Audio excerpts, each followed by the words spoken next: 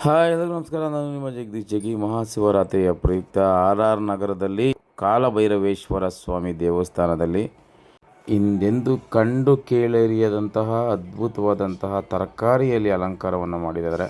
ತರಕಾರಿನ ಉಪಯೋಗಿಸಿ ಅದ್ಭುತವಾಗಿ ದೇವಸ್ಥಾನನ ಡೆಕೋರೇಷನ್ ಮಾಡಿದ್ದಾರೆ. ಹೇಳೋಕ್ಕೆ ಅಸಾಧ್ಯ.